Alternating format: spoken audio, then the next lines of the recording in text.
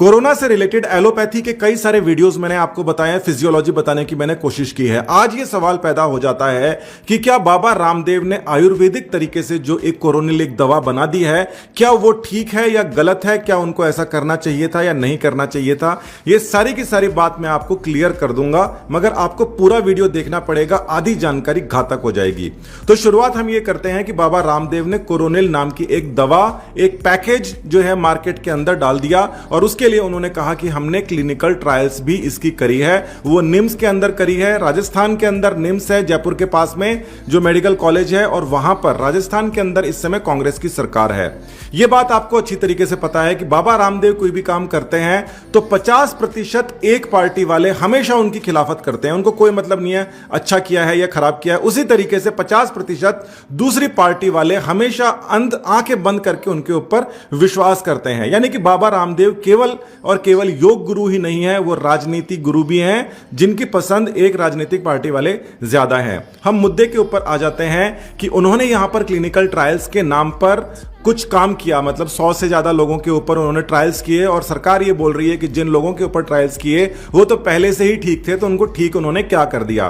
तो बात बिल्कुल सही है, सरकार जो बोल रही है उसको मानना पड़ेगा। साथ ही के अंदर हमको यह भी समझना पड़ेगा कि जो दवाइयां हैं वो किस तरीके से काम करती है, और क्या इस समय तक वेंटिलेटर क्या कोरोना को ठीक कर सकता है, जो आप वेंटिलेटर के पीछे पड़े हैं। तो वेंटिलेटर करता क्या है? वेंटिलेटर काम यह करता है कि आपके लिए समय खरीदता है। मतलब आपको जो अगर 5 दिन के अंदर बिना वेंटिलेटर के आप मर जाओगे, वेंटिलेटर 5 दिन को 10 दिन बना देता है कि आप 10 दिन तक जी जाओ। और इतने समय के अंदर शरीर एंटीबॉडीज बना देती है, और वो जो एंटीबॉडीज होती हैं वो बाद के अंदर फर्दर इंफेक्शन को रोक देती हैं। और यह काम केवल और केवल कोरोना वायरस के अंदर नहीं होता, हर प्रकार के वायरस में यही होता है। देखा जाए तो किसी भी प्रकार के वायरस की कोई दवाई नहीं है, सिर्फ उसको थोड़ा सा कम कर देती है। एसाइक्लोवीर और जो बाकी जितने भी इस समय आप जो दवाइयां कहीं कहीं पर सुन रहे हैं, जिनके बारे में मैंने कुछ वीडियोस भी बनाए हैं, वो सारी की सारी दवाइयां केवल वायरस की जो ग्रोथ है उसको थोड़ा सा कम कर देती हैं। यानी कि कोरोना की कोई दवाई तब तक नहीं बनेगी जब तक किसी और वायरस की नहीं बन जाती। मगर फिर भी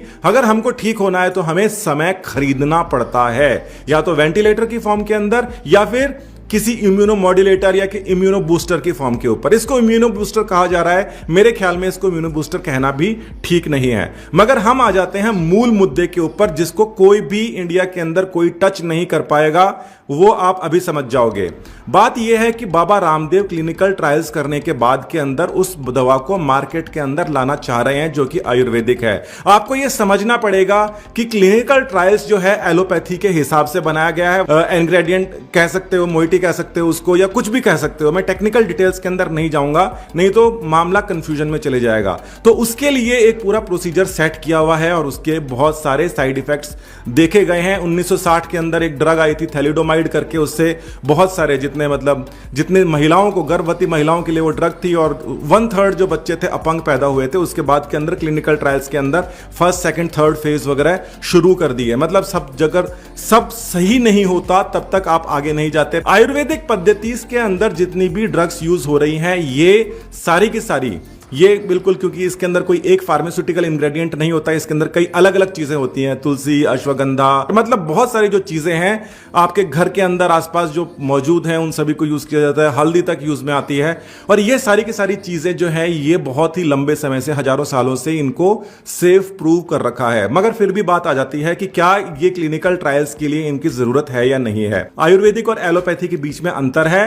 एलोपैथिक इंस्टेंट रिलीफ देती है, और वो जो काम करती है वो जो 95% ड्रग्स इस समय मार्केट में है वो एंजाइम इनहिबिशन के तरीके से काम करती है। मतलब शरीर के अंदर बहुत सारी केमिकल रिएक्शंस हो रही होती हैं, और वो कई सारे स्टेप्स की होती हैं, जिसके अंदर 100, 150, 200, 500 स्टेप्स भी हो सकते हैं। जो दवाइयां होती हैं मोस्टली वो स्टेप के अंदर किसी एक जगह किसी चीज को रोक देती है, जिससे पूरी रिएक्शन रुक जाती है और वो ऐसे असर करती हैं। मगर आयुर्वेदिक ड्रग्स ऐसे असर नहीं करती, इसीलिए वो धीरे धीरे असर करती हैं, और साथ ही के अंदर वो शरीर को ही तैयार करने में मदद करती है। इस प्रकार से उनका काम होता है। तो अभी तक मैंने आपको यह समझा दिया है कि एलोपैथिक और आयुर्वेदिक जो ड्रग्स हैं उनका सेवन भी अलग प्रकार से होता है और उनका जो तौर तरीके अलग प्रकार से होता है। अब यहां पर जो सबसे बड़ी समस्या आ रही है, जिसको सरकार को भी सोचना चाहिए, सबको सोचना चाहिए, कि फार्मेसी काउंसिल है, मेडिकल काउंसिल है, मिनिस्ट्री ऑफ आयुष है, मगर आपने अभी तक आयुर्वेदिक काउंसिल बनाई ही नहीं है जो कि सेट कर सके किस प्रकार से आपकी जो दवाइयां हैं वो प्रॉपरली, मतलब सम्मानजनक तरीके से उसके लोग उसको जो डिफेंड कर सके और बाहर आए जा सके। आयुर्वेदिक ड्रग्स को 3 फेज की क्लिनिकल ट्रायल्स की रिक्वायरमेंट है या नहीं है, इसको डिसाइड करना पड़ेगा आपको पहले। आप वो उसको डिसाइड नहीं कर सकते। अब ये बात हो गई कि आपको पता करना है कि तैरने में मछली ज्यादा आगे भागेगी और या फिर कोई शेर चीता। अब डॉल्फिन को अगर आप जमीन पर ले आओगे तो ये मैच नहीं बन रहा, दोनों अलग तरीके से काम करती हैं। वो समुद्र के अंदर तेज दौड़ती है और ये जमीन के ऊपर तेज दौड़ता है। इसी प्रकार से आयुर्वेदिक को अगर आप एलोपैथिक के क्लिनिकल ट्रायल्स के हिसाब से अगर लेकर आओगे, बहुत ही गलत चीज है, ऐसा नहीं किया जा सकता। इसलिए सरकार को सोचना चाहिए। मगर फिर भी बाबा रामदेव ने क्लिनिकल ट्रायल्स का नाम लेकर और 100 मरीजों के ऊपर काम किया, मगर पता पड़ रहा है कि जिस हिसाब से है कि वो है या नहीं है। अब मैं आपको जो चीज बताने वाला हूं वो सबसे महत्वपूर्ण है। ये जो एक पैकेज है, ये जैसे मैंने वेंटिलेटर की बात करी है उसी प्रकार से ये इम्यूनो मॉड्यूलेशन और इम्यूनो बूस्टिंग का काम करता है। यानी कि ये समय खरीदता है। आपको अगर चौथे दिन अगर मान लीजिए आपको सिम्टम्स आने वाले हैं और आपकी इम्यूनिटी अगर स्ट्रांग होती है, जिन लोगों की इम्यूनिटी स्ट्रांग होती है उनके अंदर वो 7वें दिन सिम्टम आते हैं, 10वें दिन आते हैं, और या फिर कईयों की बहुत अच्छी इम्यूनिटी होती है और स्ट्रांग ही काम की नहीं होती। इम्यूनिटी के अंदर भी मैं डिटेल में नहीं जाऊंगा, मगर इम्यूनिटी स्ट्रांग होने का मतलब कंट्रोल्ड इम्यूनिटी भी होना चाहिए। नहीं तो कई सारी ऐसी डिजीज भी होती हैं जहां पर इम्यूनिटी ज्यादा स्ट्रांग होने की वजह से शरीर को नुकसान हो जाता है। यानी कि इम्यूनिटी है ऑप्टिमम होनी चाहिए। वो जिन लोगों की इम्यूनिटी ऑप्टिमम है वो कोरोना वायरस के उनके अंदर सिम्टम्स नहीं आ रहे हैं। इस प्रकार की जो इम्यूनो मॉड्यूलेटर्स हैं या फिर इम्यूनो बूस्टर जो ड्रग्स हैं, ये भी यही काम करती हैं। ये आपके लिए समय खरीद लेती हैं। आपको समय अगर मिल जाता है, थोड़ा सा समय एक्स्ट्रा मिल जाता है उसको कोप करने का, मतलब शरीर तैयार हो जाता है, इतनी देर में एंटीबॉडीज जो हैं वो बन जाती हैं, वायरस को निकाल देती हैं। कुल मिला के वेंटिलेटर की तरीके से ही इम्यूनो मॉड्यूलेटर्स या इम्यूनो बूस्टर ड्रग्स होती हैं। और ये जो इम्यूनो बूस्टर ड्रग्स हैं ये क्या काम करती हैं कि ये पहले काम करती हैं, मतलब इन्फेक्शन का जो सिम्टम आएगा उसके पहले ये काम करके आपके बॉडी के अंदर सिम्टम के जो आने के जो समय है उसको पीछे धकेल देती हैं। और जो वेंटिलेटर क्या काम करता है कि सिम्टम्स आ गए हैं, अब आपको समय खरीदना है, आपको किसी भी तरीके से बचा के रखना है, वो वाला ये काम करते हैं वेंटिलेटर्स। तो देखा जाए, मतलब अगर कंपेयर करें मोटे तौर पर, तो मैं इसको कंपेयर कर सकता हूं, हालांकि ये कंपैरिजन भी गलत है। जिस प्रकार से आयुर्वेदा को क्लिनिकल ट्रायल्स के फर्स्ट, सेकंड, थर्ड फेज के अंदर भेजना भी गलत है। फर्स्ट, सेकंड, थर्ड जो फेज हैं उनसे अगर बाहर जाके आती है तो करीब जो ड्रग को है 7 साल का समय लगता है।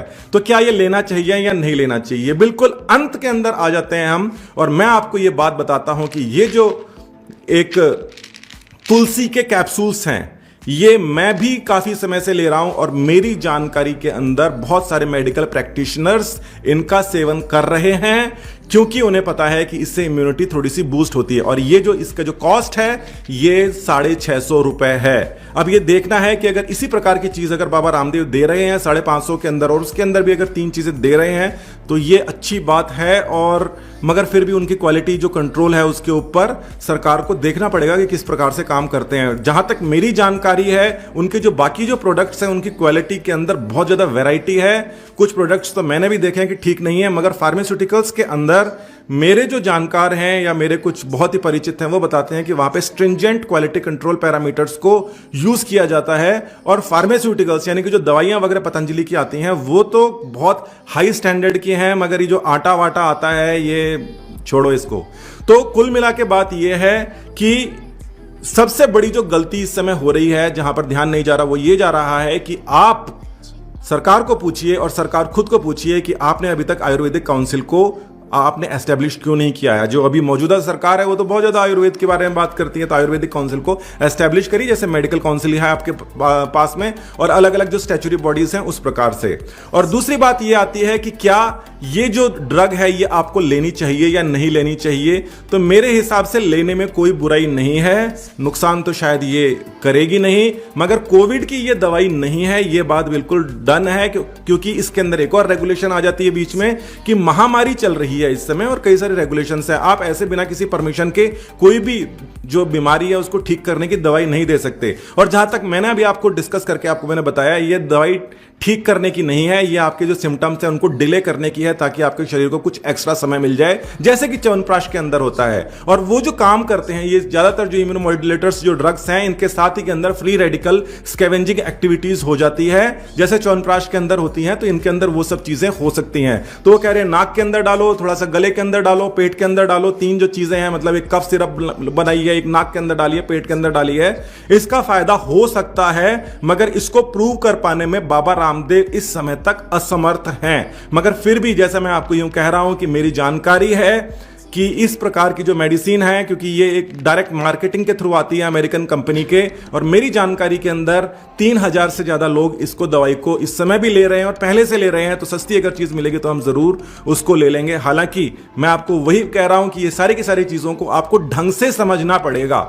आप सिंगल लाइन के अंदर किसी भी चीज को ठीक या गलत नहीं कह सकते। इन सबके पीछे बहुत सारे क्लॉज लगे हुए हैं। क्या महामारी एक्ट का इसके अंदर किसी प्रकार का उल्लंघन हुआ है, यह देखना सरकारों का काम है। और इसके अंदर राजनीति भी इन्वॉल्व होती है, इसके अंदर लीगल चीजें भी इन्वॉल्व होती हैं, और वहां पर भी हमेशा देखने को मिलता है कि टेक्निकल बातें तो कम होती हैं, किसका कितना बड़ा गुट है उसके ऊपर ज्यादा होती हैं। धन्यवाद, नमस्कार।